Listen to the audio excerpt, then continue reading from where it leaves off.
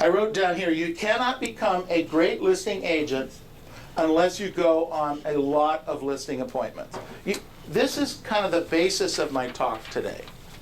It's about going on listing appointments. It's about getting the inventory.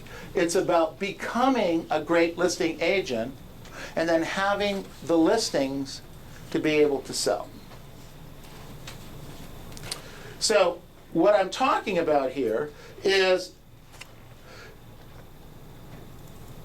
you cannot become a great listing agent until you have started on the path of being a lousy real estate agent. Now, you're not going to want to write that down, but I think you should write it down. Okay? To become a great agent, I first have to become a lousy agent. Write that down. Okay? This is part of the steps. Before I was a great broker, I was a lousy broker. Before I was a great motivator of people, I was a lousy motivator of people. Hey, true story. When I was working in the train wreck business, many years ago, it's a long story, but it was a business I was in, and I handled the train derailments with a company. I was working as an employee, and we handled the train derailments for 11 railroads in 7 western states. And our job was, when the trains would fall off the track, to go transfer the commodities onto trucks, either send them on to the consignee or back to the shipper, or sell them for the account of the railroad. That was my job. I just came out of the Coast Guard at the time, so it was like 1970 or 1971 or 72, right in that period of time there. And we did this work, and it was very lucrative, very cool. I was an employee, I didn't own the business, but that's where I learned my selling skills and my management skills. Well, let me tell you something.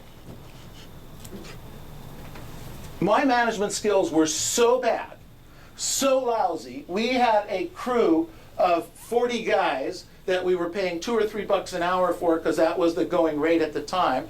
And we were out in Malwich, Oregon, transloading these commodities, this plywood, etc. I had 40 guys get ready. They went to my supervisor, and they were ready to walk off the job. That's kind of embarrassing. My boss sent me to go get plastic bags to get me out of the site. It was that bad.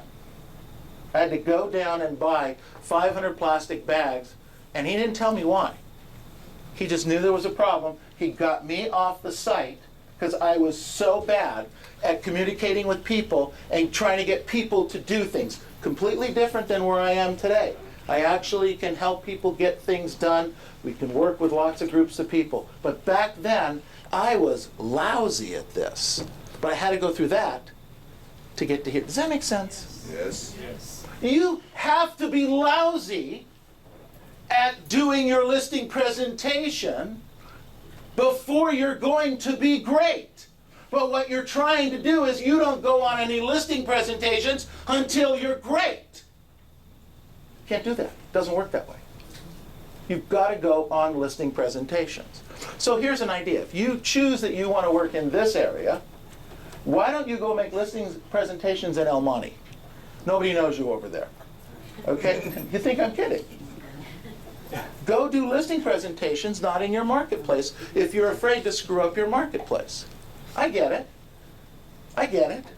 But you cannot become a great listing agent until you become a lousy one. And by the way you'll know you're a lousy one is by doing your presentations, taping them, filming them, practicing them, watching yourself grow, making mistakes.